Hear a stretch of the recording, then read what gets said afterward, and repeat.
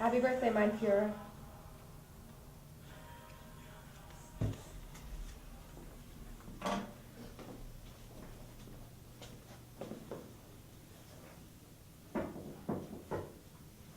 Just a minute. Forgive the mess, it's been... May I come in? Yes, of course. There's something I'd like to discuss with you.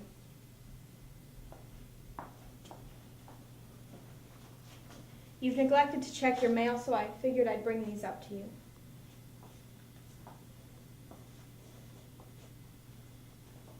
Beautiful day for a parade, don't you think? It's almost as if Goebbels himself commanded the weather. Yes, it's all very regal.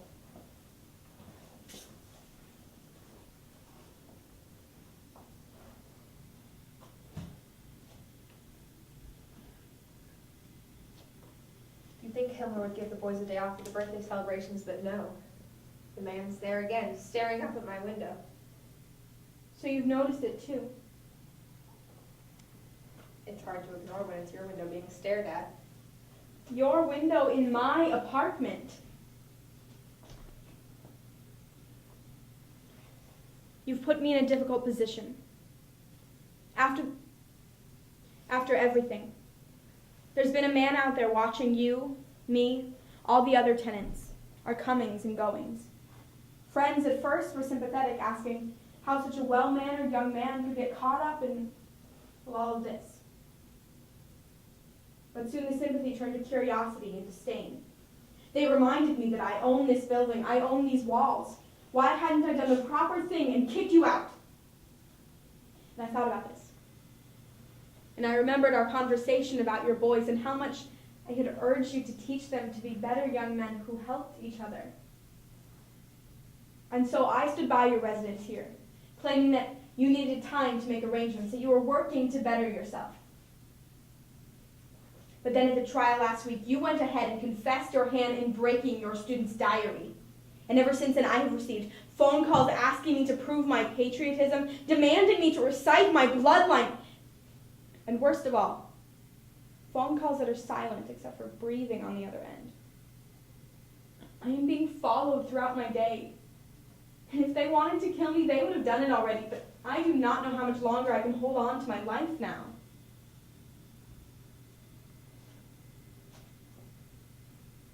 This is not something I do easily, nor something I take any pleasure in, but I am left with no options.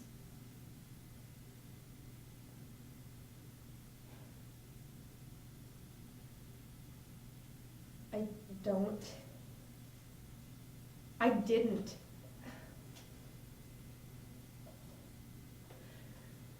How? I don't have time to discuss this. I'm sorry, but if you're not out by Friday, I'll have to have some stormtroopers come and make the move for you. I'm sorry. But there was nothing I could do. Better bread than death.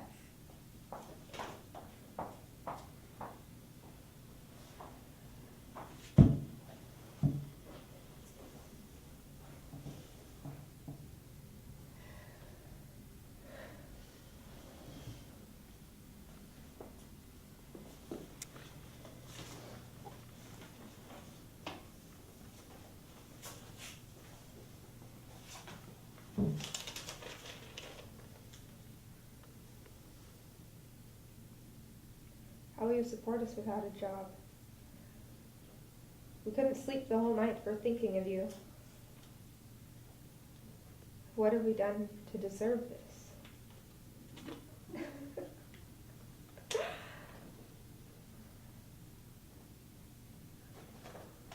What have you done?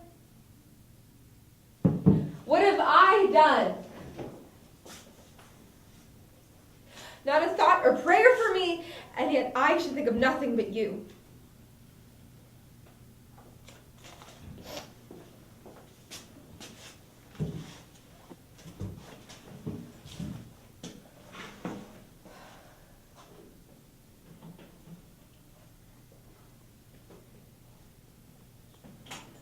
My dear parents, you must not worry. God will save us.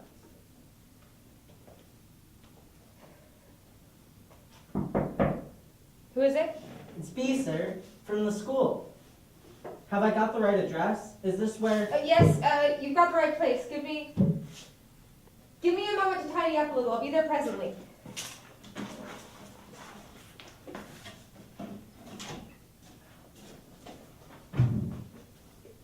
Sir, I've been debating for a while whether or not I should tell you this, but I finally decided I must. Yes? The mystery of the compass, the one they found by N, the one no one knows who it belongs to, I know who lost it, sir. It was T. How do you know this? He was looking for it everywhere, sir. We shared a tent. And do you think T could have done it? I'd believe anything of anybody, sir. Even murder? I could imagine the possibility. But what's the motive? T is horribly inquisitive. He always wants to know how things really are. He told me once that he'd like to see someone die. What? He said he wanted to see the reality of it, not just the stories. And he's always imagining what birth would be like, what it'd be like to see a child coming into the world.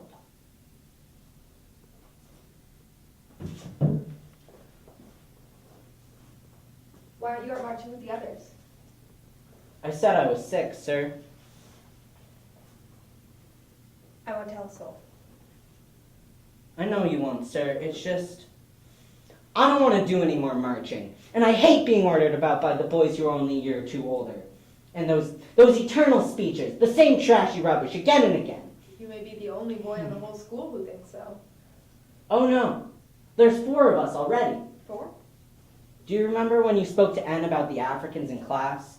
We all signed a letter saying we didn't wish to be taught by you anymore, but I only signed it under compulsion.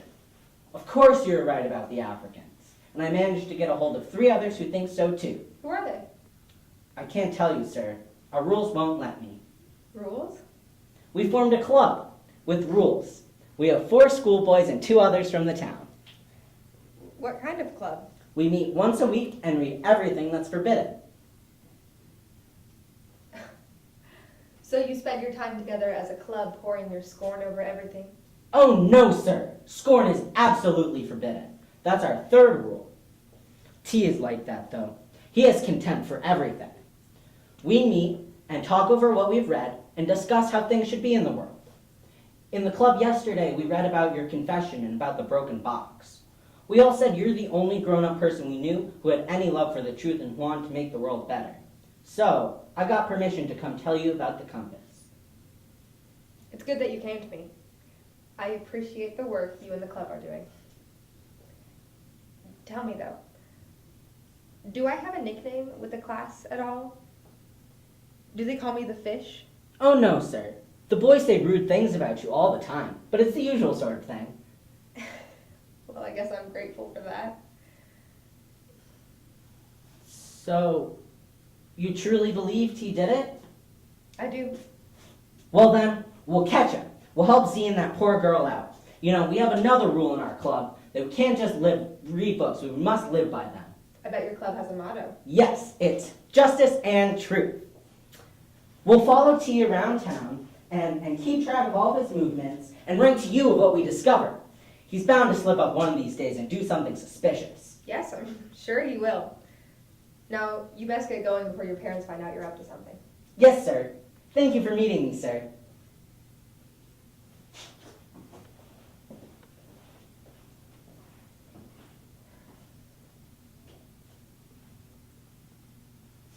One last hurrah before I go.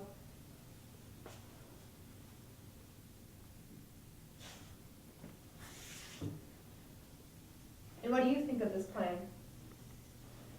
Will you allow our small mortal justice to play out, or do you have other things in store?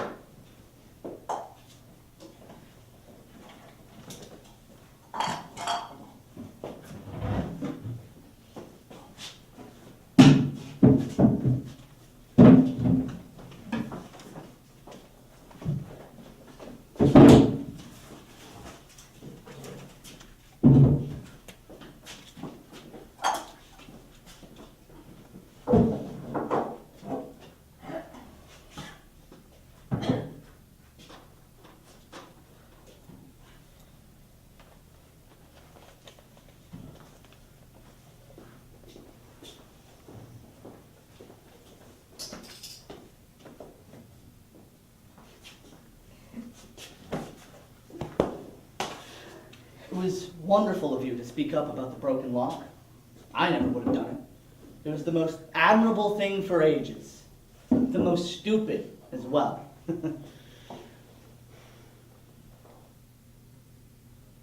So do you really believe it was this girl, Eve, who did it? Not at all. I have reason to believe it was another one of my students. T, the one I told you about with the unblinking eyes. Yes, I remember. Well, if you believe he did it, then so do I. And if I can be of any use to you in catching him, then I am at your service.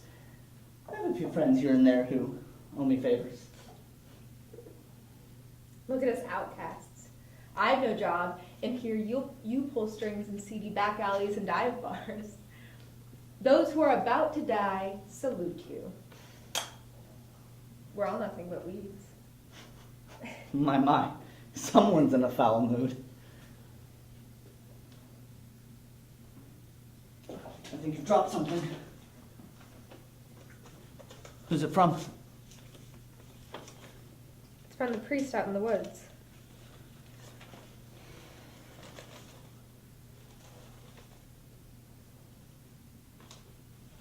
So? Things are looking quite grim, and he wants to know if God has shown me my purpose. You mentioned this at the trial. All this stuff about God and truth and so forth. I don't mean to intrude, but it all seems a little suspect to me.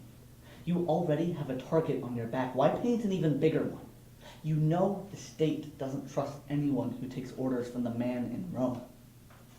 I'm sorry to hear about your friend. It all seems like it's more trouble than it's worth. I'm learning, I may have a chance to serve a higher calling than myself, to dedicate my life to something truly beautiful and good for the world.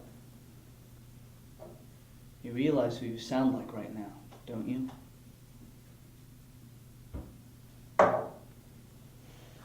Your purpose, your mission right now, is to catch T. You can worry about all this religious nonsense after that's done. Where do I start? Well, I say you start with his mother. A mother must hear everything. Go to her. Go. Confront her. Tell her of your suspicions. See what she's hiding.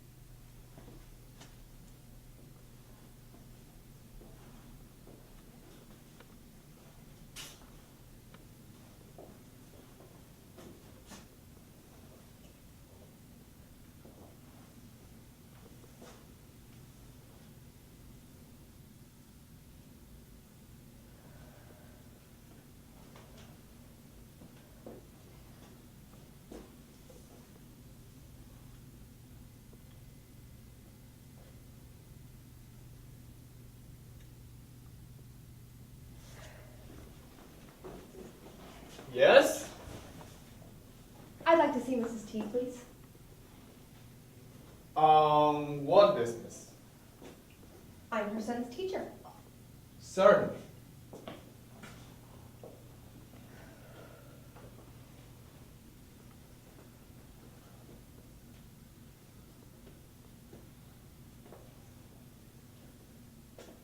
I'm sorry, she's occupied at the moment. We have many guests. I understand, but this is terribly urgent. Perhaps you could return tomorrow. Not at all. Tell her it's about her son. She has little time for anything that is not her social endeavors. Even her son must say his name first before he is allowed to enter the house. Look here. You will tell her that this is a matter of life and death, or you will answer for the consequences. Well then. I shall try.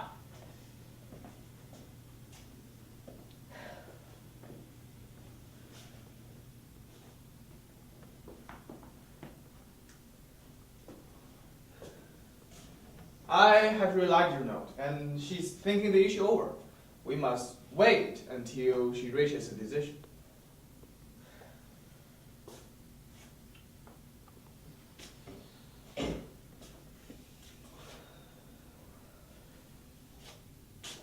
We're hosting the famous film star Miss Deborah today. She is a regular guest in our house.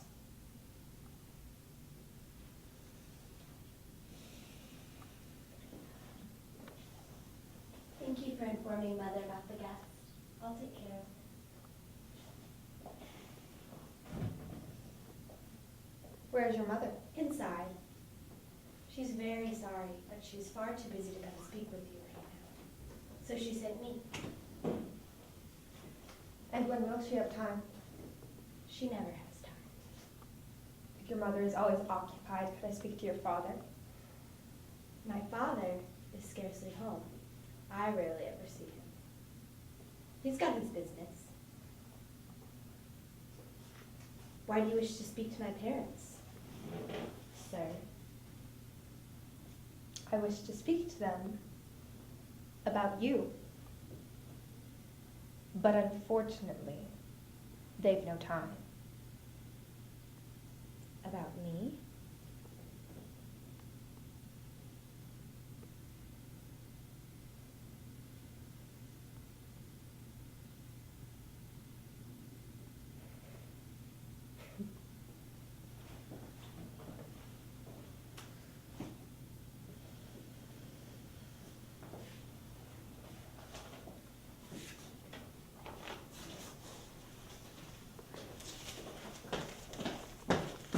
Report of the club. Yesterday afternoon, T went to the Crystal Cinema. When he left, he was walking towards an elegant lady who he must have met inside. He then accompanied her to 67 Y Street. Half an hour later, he appeared with her again at the door and left her. The lady watched him, made a face, and deliberately spat after him. It was possible that she was no lady. She was very beautiful, wore a green coat and a red hat. Otherwise, nothing special to report. Not a lady indeed. But why would she spit?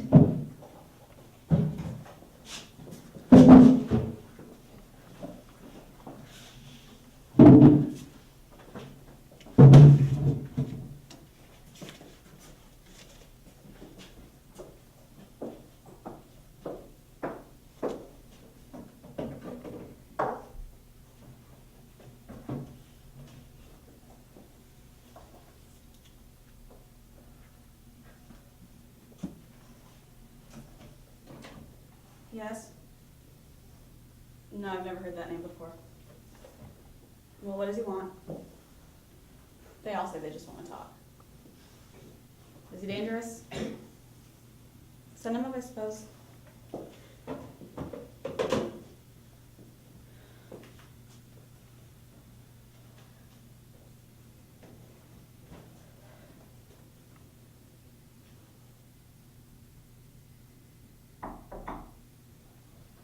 Come in.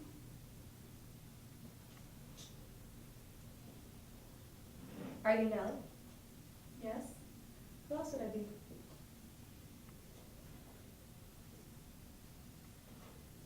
All right, enough wasting my time. Here are my rules. Nellie's room, Nellie's body, Nellie's choices. We agree upfront what happens, and you don't do anything but that.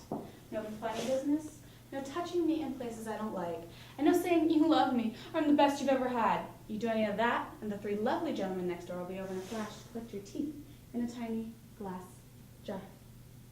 Got it? Look, I don't mean for this to be such an ordeal and all, but it's a dangerous time, and girls gotta take care of herself. Wait. I'm not here about that.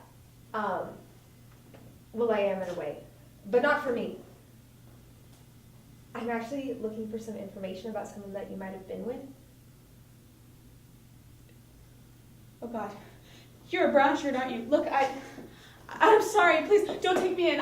I'll waive your fee. I believe in the glory of the third rig and the beer, and I'm not a brown shirt. I'm not a customer. I'm just a civilian trying to bring a murderer to justice. I just want to talk, and then I promise you will never see me again. I can pay you for your time. Please trust me. Show me the money.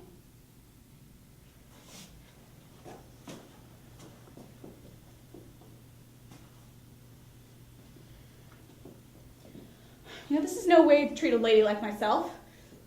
You're a real prick. All right. I'll answer your questions. What do you want to know about? I want to know about a young schoolboy that you might have been with recently, one that you spat at after he left. I knew that boy was no good. I don't like having to bring all that up again. Right.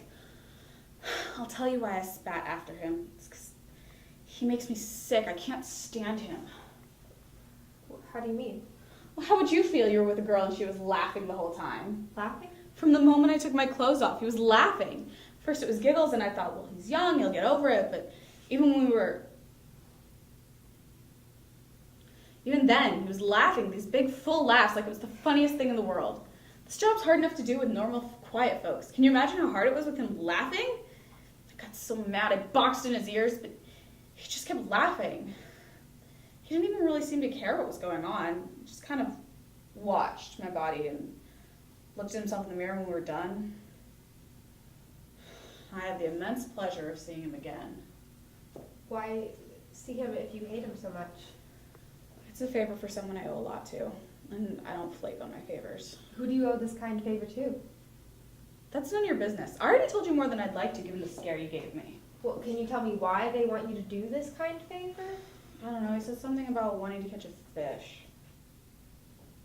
Oh no, I know that look. Now you're gonna not stop talking, and you're gonna go all crazy on me and get me into more trouble than I like, so just get out!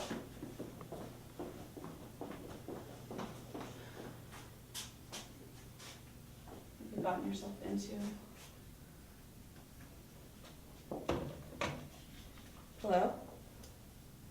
Oh, hi. Tonight? I don't know if I can get him on such short notice. Yeah, okay, I'll see you when it's ready.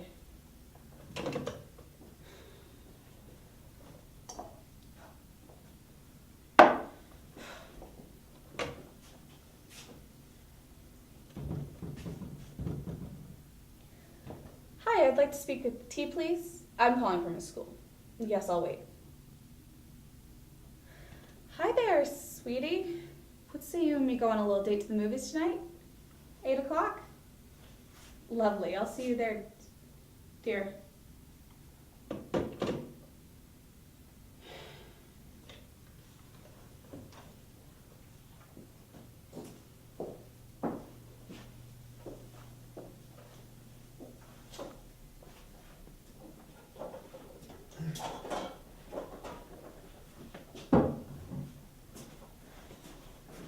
Ah, there you are. You must come with me quickly. What's going on? I've got the fish. No, we don't have time now. I'll explain everything when we get there. Where are we going? The lily?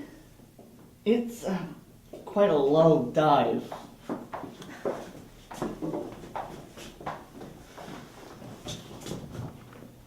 How did I know I hadn't seen the last of you?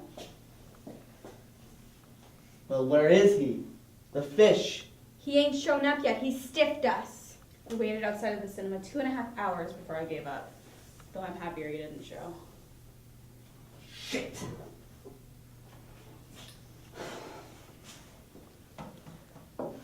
Well, we might as well have a drink while we recalculate.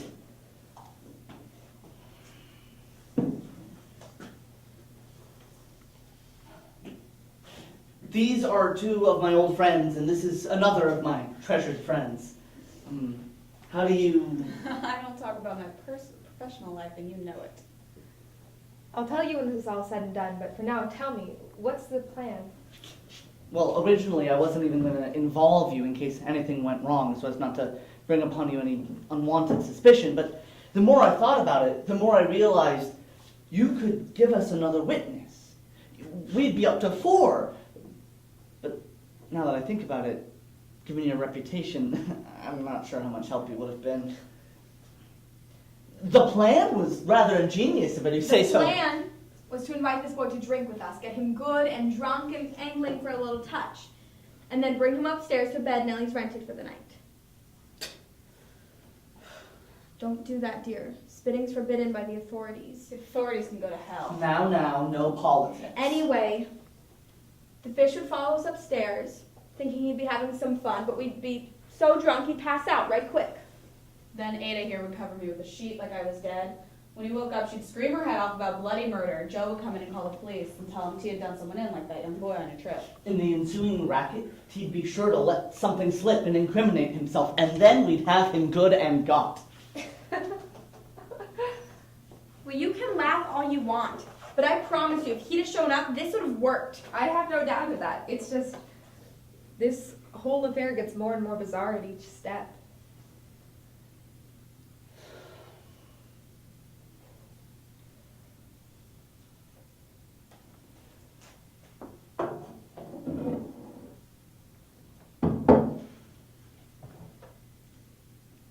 Well, since he hasn't shown, I don't think I'm needed any longer.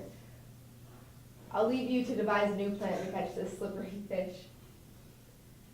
Thank you, Fred.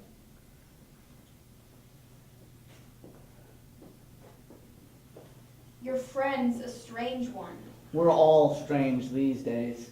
And the fish is the strangest of all.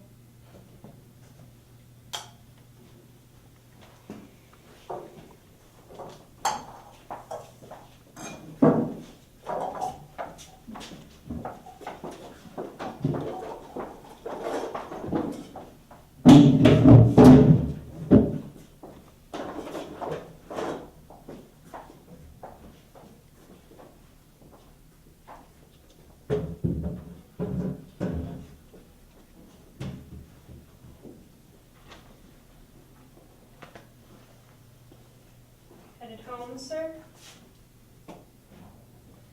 You've forgotten, sir, your share of the guilt for my murder. Who broke open the box? You or I? Didn't I ask for help? Tell you that I didn't break open the box? That you had plans of your own, and now, well, now for me, it's all finished. Yes, but there are still wounds left to heal, things left to do. Do you remember a history lesson from last winter term, sir? We were doing the Middle Ages, and you said that the executioner, before the execution, would always ask the culprit's pardon for the wrong he was about to do him, for guilt can only be redeemed by guilt. Do you think there is no other way?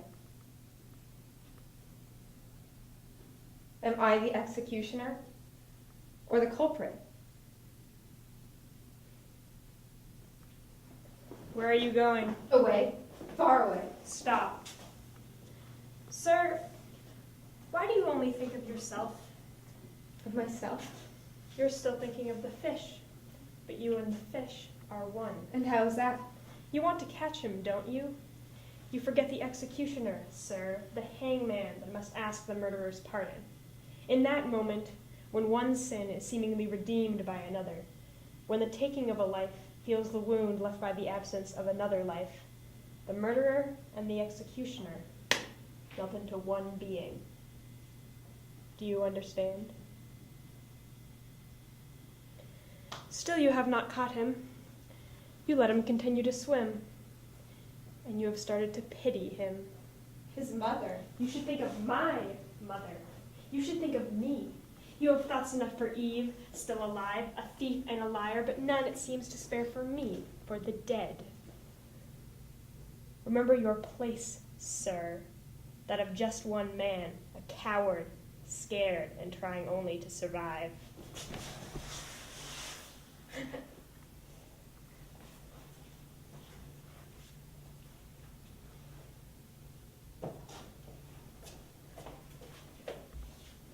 Are you the teacher from the Z case? Well, we couldn't find you at your apartment. We started a search and got some calls. You are in the streets here. Now, I don't care none about that. You need to come with me now. We need you for some information. What's going on? All details later.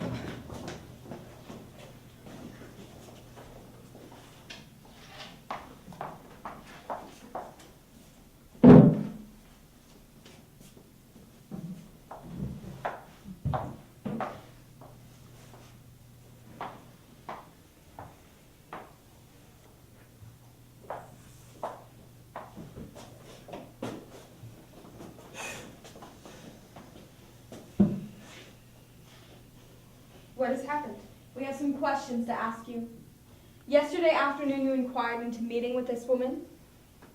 Yes, I wanted to speak to her, but she had no time. And what did you want to speak to her about? I wanted to tell her that I had certain definite suspicions regarding her son. Lies! A tissue of lies! He's guilty. He alone drove my son to his death. What's going on? Enough. About an hour ago, Mrs. T came home to find a note on her dressing table. It says, "The teacher has driven me to death." Then she went into her son's room, where she found him, hanging by a beam.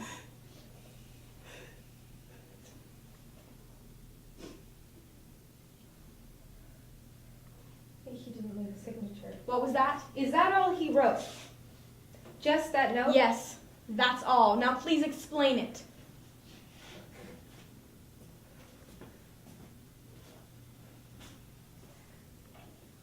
Your son was a murderer. He was the one who murdered the schoolboy N with the stone. He always wanted to watch and to observe. He wanted to know how a human being came into the world and how it left firsthand.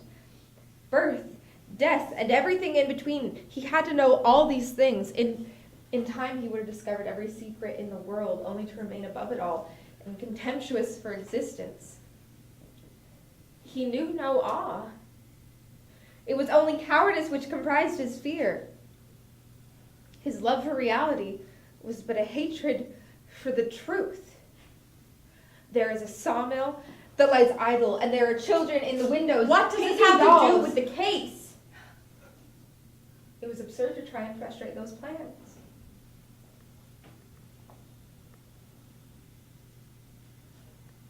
It's possible I drove your son to his death. God, it's no good. It's sorry. It's sorry.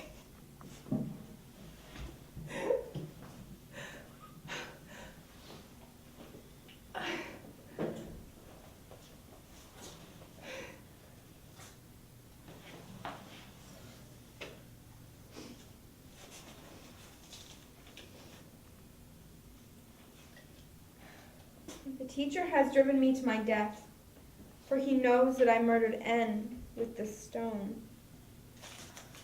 I had wanted to spare myself the humiliation, but when you spoke about the children in the windows, I heard his voice assure me that this was justice, and I thought, it's no good.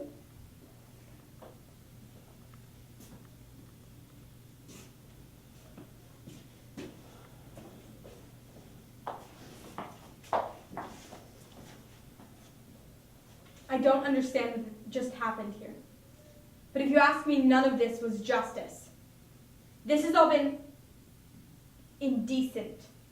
I'd be careful, sir.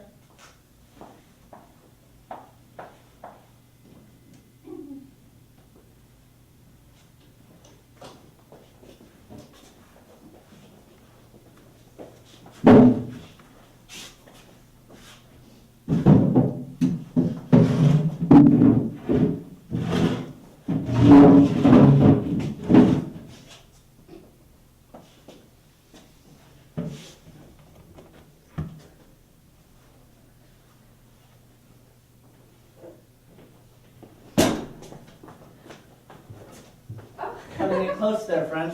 I thought by now you'd stop expecting anything else. Thank Thank you for your help with the tea affair. Of course, sir. The club gave me this to give to you. It's our official summary of the affair and our reading list for the next year. If you find the time, we'd love for you to write and give advice. I'll do what I can to stay in touch, but from the way things are going, it may be that I can write and write all I like and nothing will reach you. Well, we can hope and see what happens. Thank you for being our teacher, sir. You've truly been an inspiration. Where will you go? Away at first. Nothing but far away. In time, hopefully God will find me and show me a new direction, but until then, I'll just go where the mood takes me. Well, I best get going, but thank you both for seeing me off.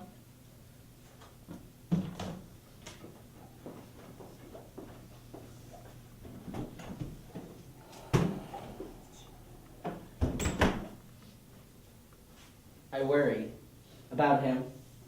As do I. I talked to the club, and we decided that if you'd like, you're welcome to join us. We decided that having an older perspective would help us stay objective. I understand if you don't want to be seen associating with a bunch of schoolboys, or if you think we're silly, but... No. It would be my honor to join the club. Oh, good. I'll be by next week with a note about our new meeting times. I look forward to it.